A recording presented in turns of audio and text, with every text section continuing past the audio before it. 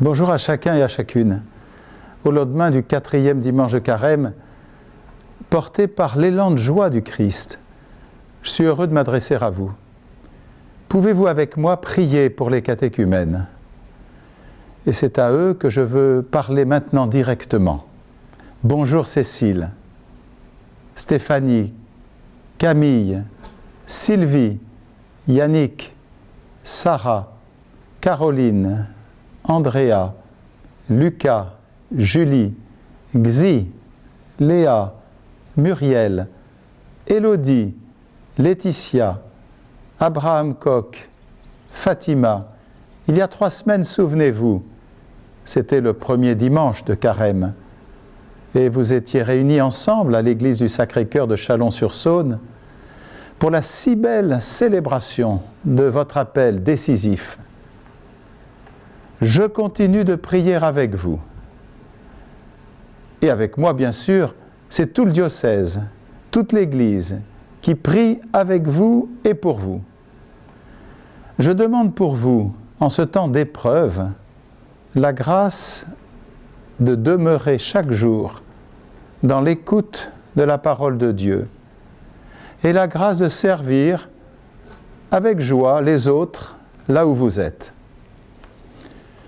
Le 1er dimanche de Carême, donc, vous avez entendu ceci. L'Église, au nom du Christ, vous appelle au sacrement de Pâques. Je le répète, je vous le répète avec joie aujourd'hui à vous, mes amis catéchumènes. L'Église vous appelle au sacrement du baptême, de la confirmation et de l'Eucharistie. Vous avez ensuite donné votre futur nom de baptême qui a été inscrit dans un livre. Et au terme de cette liturgie de l'appel et de l'inscription, vous avez entendu ceci. Frères et sœurs catéchumènes, vous avez pris avec nous la route vers Pâques.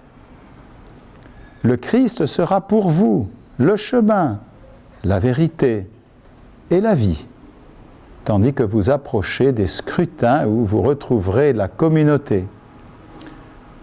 Vous savez que ces scrutins n'ont évidemment rien à voir avec ceux des élections politiques. Ils sont un réconfort spirituel.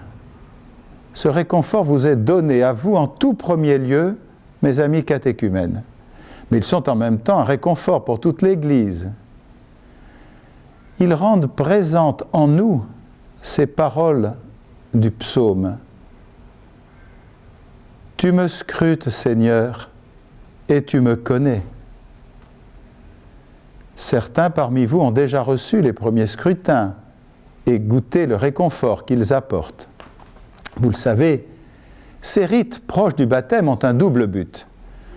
D'une part, faire apparaître en nous ce qui doit être guéri, comme c'est actuel.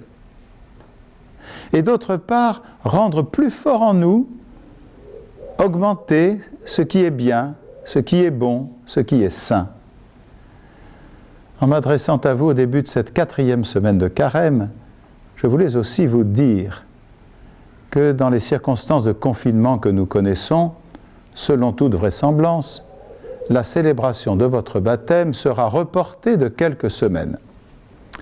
Seront donc aussi reportés les scrutins que vous n'avez pas encore reçus. J'espère naturellement que nous serons sortis du confinement avant l'Ascension. Cela permettra dans chacune de vos paroisses la célébration des sacrements de l'initiation chrétienne le samedi 30 mai, veille de Pentecôte, et donc je vous demande de retenir déjà cette date. Quant au dernier scrutin, ils pourront avoir lieu ou bien lors des dimanches du temps pascal, ou bien dans les jours entre l'Ascension et la Pentecôte. Chers amis catéchumènes, avec les prêtres qui vous accompagnent, avec vos familles, vos accompagnateurs, vos parrains et marraines, avec les communautés chrétiennes dans lesquelles vous entrez de plus en plus, j'en suis sûr, vous êtes en relation et vous restez en relation. Internet nous aide beaucoup en ce moment, le téléphone aussi. Et je pense que les réunions de préparation que vous aviez se continue d'une manière ou d'une autre, autrement maintenant, mais peut-être avec plus de profondeur encore, vu les circonstances. Chers catéchumènes, et vous tous, ce temps de carême est vraiment un temps de purification et de renouvellement profond. Je veux le vivre très spécialement uni avec vous. Retrouvons-nous par exemple chaque jour dans l'humble prière de l'Angélus. Que le Seigneur vous réconforte et vous sauve, qu'il réconforte les malades et les soignants, qu'il ouvre vos cœurs à son esprit bon et vivifiant. Merci beaucoup.